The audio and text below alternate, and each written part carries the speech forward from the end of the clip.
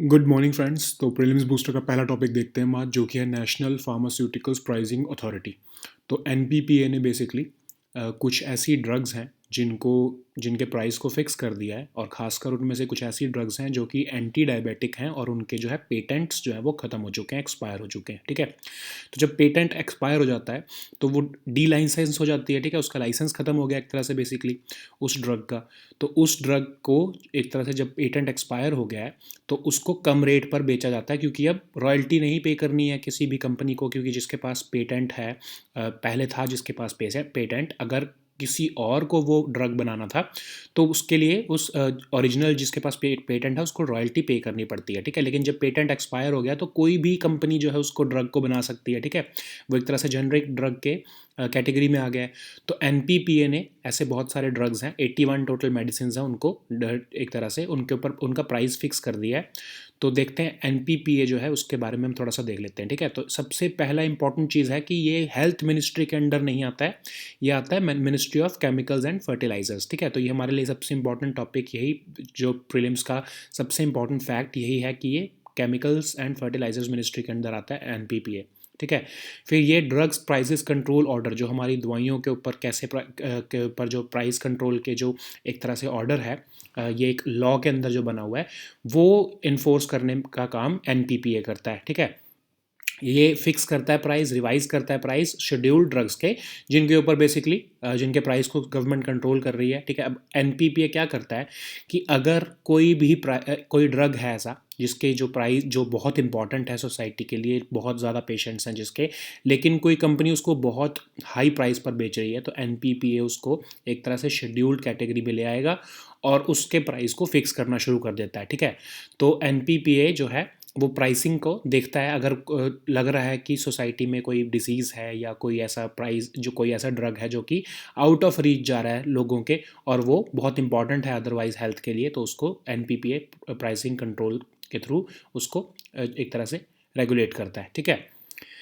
फिर अगर किसी भी कंपनी ने बहुत ज़्यादा अमाउंट ओवर चार्ज कर लिया है पेशेंट से, मतलब कंपनी ने, मेडिसिन बना मैन्युफैक्चरर ने, तो वो उसको भी जो है उसकी भी रिकवरी करता है, और जो है पेशेंट है बेसिकली उसको भरपाई करके देता है। ठीक है, on behalf of the patient वो एक तरह से कंपनी के साथ, जो कंपनी को जो है अमाउंट रिकवर करके वो पेशेंट को देता है। ठीक है, एसेंशियल कमोडिटीज़ एक्ट जो होता है आपको पता ही है वो, तो ठीक है, कि अगर कोई भी जो है जो ड्रग समझ लो, अगर कोई बहुत महंगा बिक रहा है, और समझ लो जैसे अब एग्जांपल लेते हैं पेंडेमिक की सिचुएशन का ही। ठीक है, तो पेंडेमिक की सिचुएशन में अगर कोई बहुत इंपॉर्टेंट ड्रग है लेकिन वो बहुत महंगा बिक रहा है, तो उसको एसेंशियल कमोडिटीज़ एक्ट में डाल दिया जाएगा और उसके प्राइस को कंट्रोल किया जाएगा।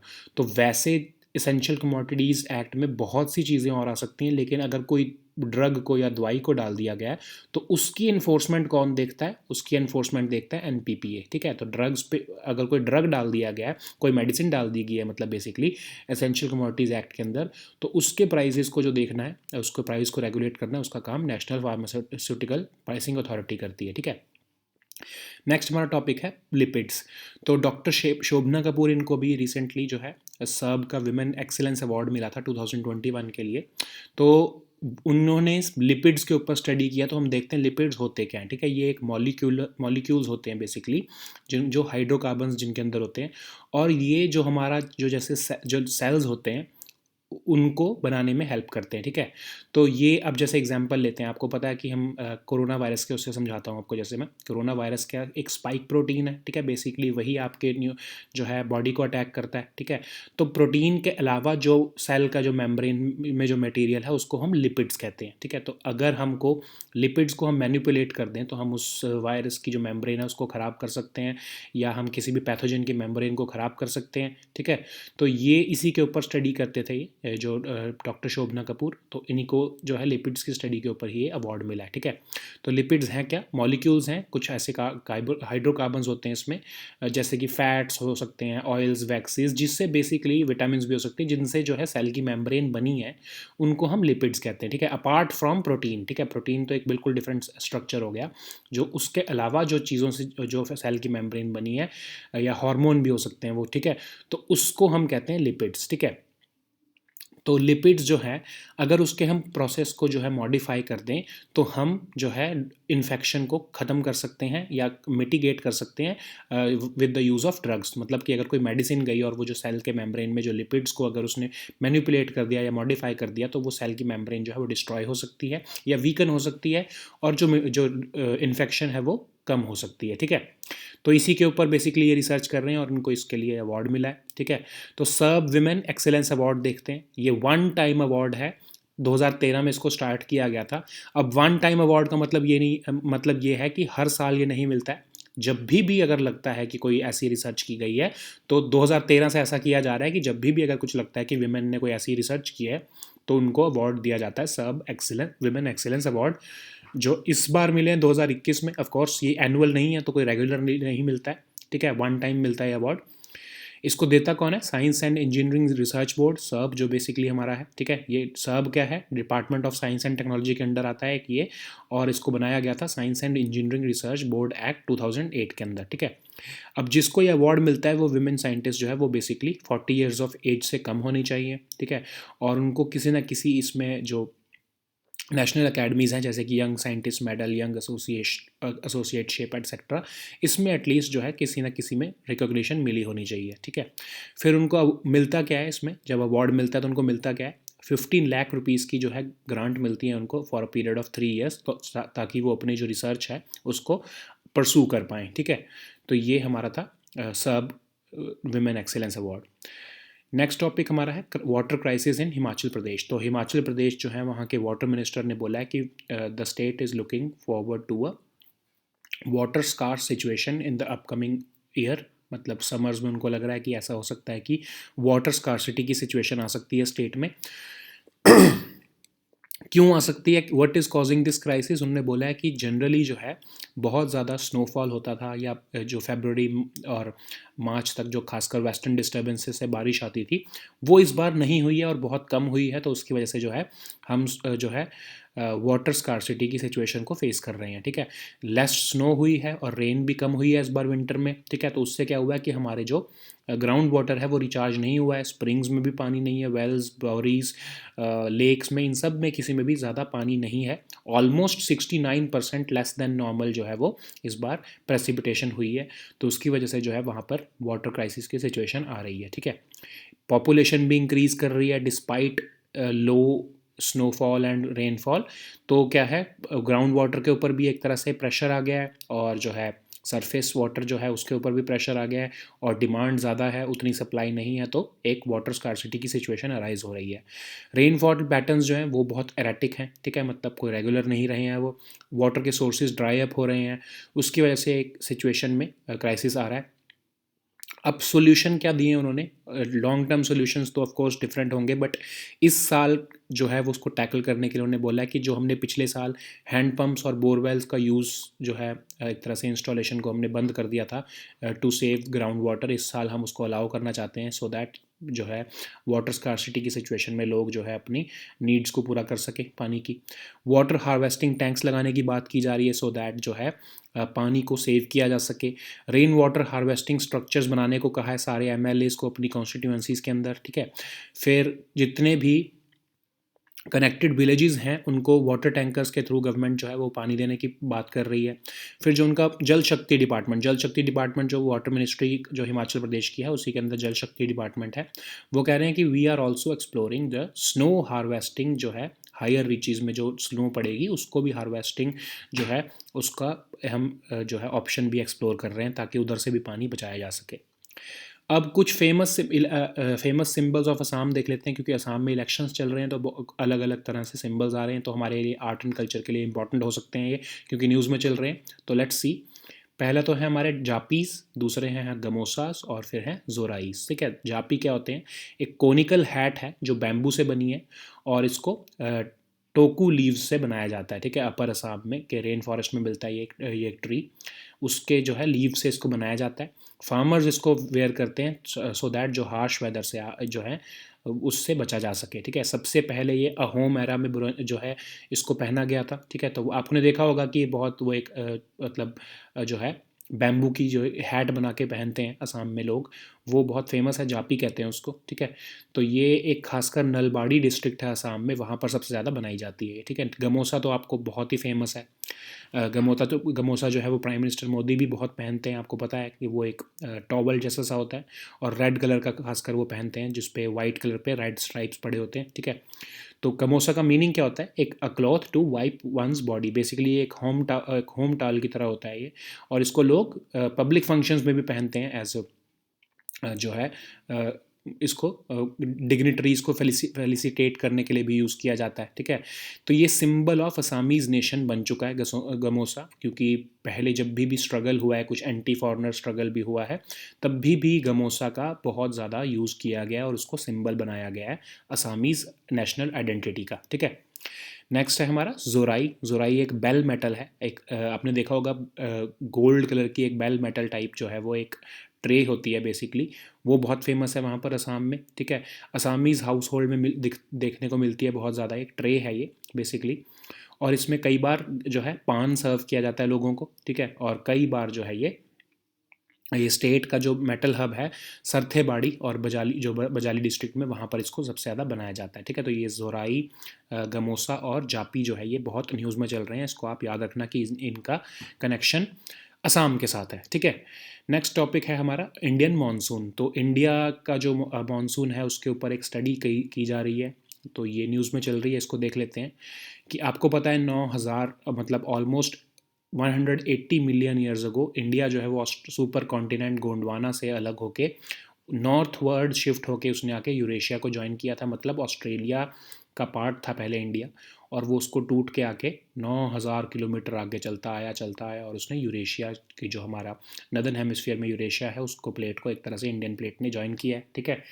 तो इंडियन मानसून के ऊपर हम रिसर्च कर रहे हैं, कुछ स्टडी की जा रही है, तो उसके बारे में देखा जा रहा है कि पहले उसका बिहेवियर कैसा था। तो कहा जाता है कि इंडिया का जो मानसून सिस्टम है वो ऑलमोस्ट 25 मिलियन साल पुराना है, ठीक है। तो उसके ऊपर रिसर्च की जा रही है। तो कैसे रिसर्च की जा रही है? कुछ फॉसिल लीव्स हैं जो कि अलग अलग जगहों से, खास जैसे कि डेक्कन वॉल्केनिक प्रोविंस, वहाँ से इसको कलेक्ट किया गया है। मेघालय में ईस्ट गारो हिल्स से कुछ जो फॉसिल लीव्स हैं उनको कलेक्ट किया गया है। गूढ़ा माइन जो है राजस्थान में, वहाँ से कलेक्ट किया गया है। फिर माकम कोल फील्ड है असम में, वहाँ से कुछ ये फॉसिल लीव्स को कलेक्ट किया गया बेसिकली, और उनके ऊपर रिसर्च चल रही है। उनको देखा जाएगा कि वो कितने पुराने हैं और उनका कैसा बिहेवियर रहा है, ठीक है। तो अब फॉसिल लीव्स को ही क्यों जो है उसी के ऊपर स्टडी क्यों की जा रही है? क्योंकि जो लीव्स होते हैं वो अपने उस पीरियड के क्लाइमेट को के हिसाब से अपने आप को अडेप्ट कर लेते हैं, ठीक है।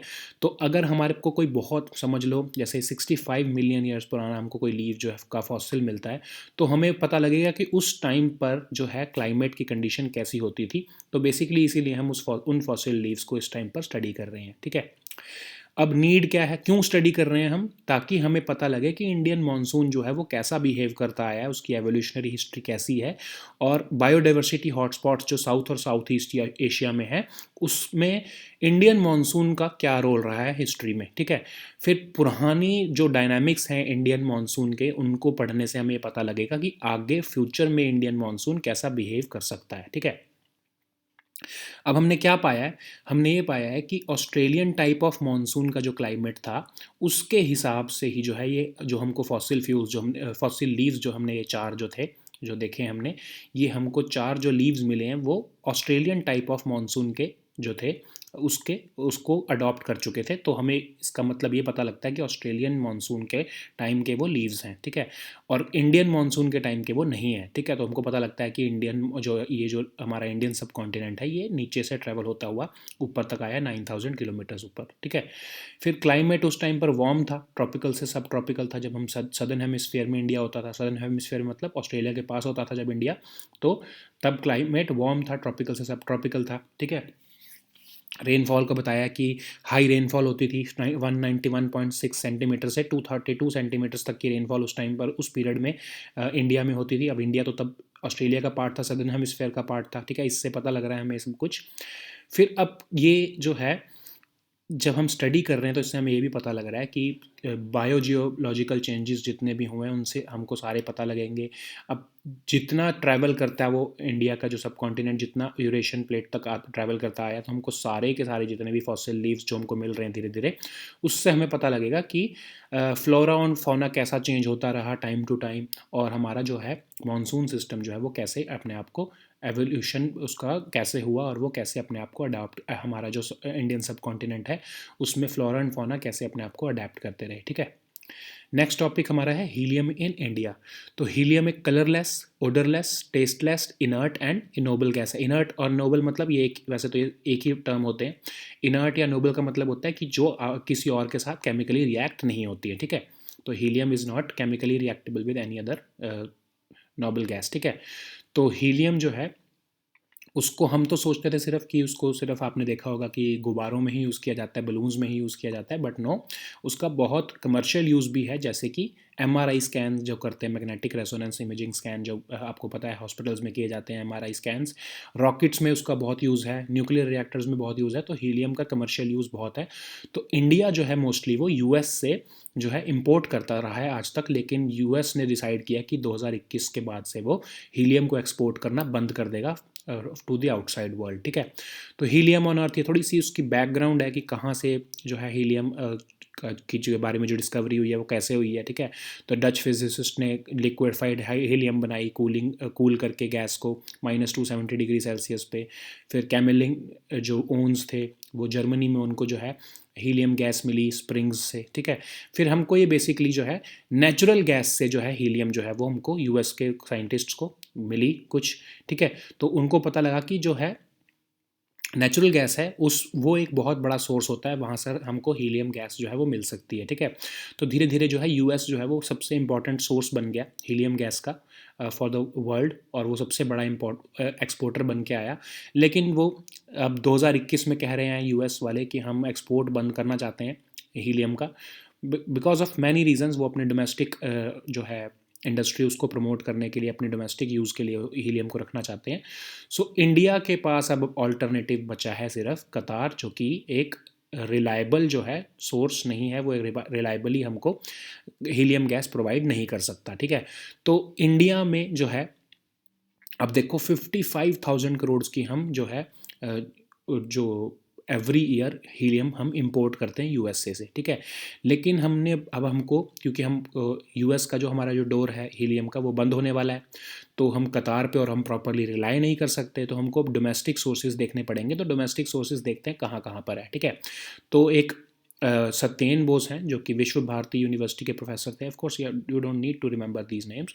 तो उनको बकरेश्वर जो है कोलकाता के आसपास जो है वो ये वेस्ट बंगाल में, उनको वहाँ पर दिखा कि there is natural gas in that area, और वहाँ पे फिर जो है आने वाले टाइम में कुछ टाइम बाद मिला कि 1.8% जो नेचुरल गैस जो वहाँ से निकल रही थी वो बॉइलिंग वाटर से वो हीलियम थी। ठीक है, तो ये राजमहल हिल्स का जो ये आपको वोल्केनिक बेसिन है बेसिकली, वहाँ उसके भी बकरेश्वर और उसके आसपास तंतलोई जो एक अब जो झारखंड में पड़ता है, वहाँ पर हमको बहुत ज़्यादा जो है क्वांटिटी में हीलियम जो है वो गैस मिली है। ठीक है, तो रिसेंटली जो है प्रोजेक्ट्स चलाए जा रहे हैं, डिपार्टमेंट ऑफ जो एटॉमिक एनर्जी है वो प्रोटेक्ट वहाँ पर प्रोजेक्ट्स चला रहा है, और वो देख रहे हैं कि इंडिया को 70 million cubic metres of helium चाहिए होती है पर ईयर।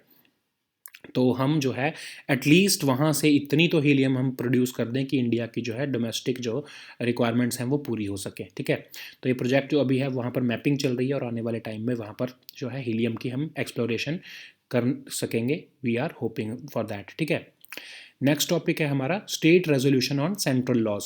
तो अभी एक एनजीओ है समता आंदोलन समिति, उन्होंने सुप्रीम कोर्ट में एक पीआईएल डाली है बेसिकली, और कहा है कि जो स्टेट लेजिस्लेटिव असेंबलीज़ हैं जो कि सेंट्रल जो बेसिकली हमारे पार्लियामेंट जो लॉज बनाई हैं यूनियन लिस्ट पे जो कि उनकी पावर्स में है, उसके खिलाफ कुछ स्टेट गवर्नमेंट्स ने, I am sorry, state legislative assemblies ने कुछ रेजोल्यूशंस पास किए हैं। तो इस एक तरह से प्रैक्टिस के खिलाफ जो है एनजीओ ने जो है पीआईएल फाइल किया है सुप्रीम कोर्ट में कि सुप्रीम कोर्ट इन स्टेट असेंबलीज़ को बोले कि ऐसा नहीं करना चाहिए। ठीक है, और उनको इन जो जो ये रेजोल्यूशंस है इसको अनलॉफुल डिक्लेयर करें, ठीक है।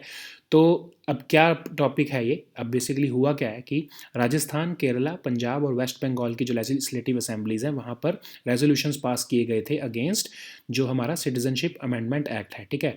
तो यही एनजीओ कह रहा है कि ये इनके पास पावर ही नहीं है स्टेट असेंबलीज़ के पास ऐसे रेजोल्यूशंस पास करने की, बिकॉज हमारी पार्लियामेंट ने एक लॉ बनाया है यूनियन लिस्ट में से, क्योंकि वो तो उनकी ही एक तरह से जो उन्हीं के डोमेन में है। यूनियन लिस्ट पे तो जो हमारी 7th शेड्यूल में जो है यूनियन लिस्ट आती है उस पर तो सिर्फ हमारी यूनियन पार्लियामेंट लॉ बना सकती है, तो स्टेट तो उसमें कुछ कह ही नहीं सकती। तो why is state commenting through state legislative assemblies, इसीलिए जो है वो उनको रोकने के लिए एक तरह से ये PIL फाइल की गई है। तो लेकिन जो है सुप्रीम कोर्ट ने क्या कहा है कि जो ये जो रेजोल्यूशंस पास किए गए हैं स्टेट असेंबलीज द्वारा, दे आर नॉट समथिंग कि ये कोई लॉ नहीं बनाया है या फिर कोई पार्लियामेंट के लॉ को नेगेट करने की बात नहीं है, वो सिर्फ एक ओपिनियन दे रही है लेजिस्लेटिव असेंबली, जिसमें मेजॉरिटी मेंबर्स जो है वो अपना ओपिनियन दे रहे हैं रेजोल्यूशन के थ्रू, और कोई उसका और रोल नहीं है, कोई उस रेजोल्यूशन का कोई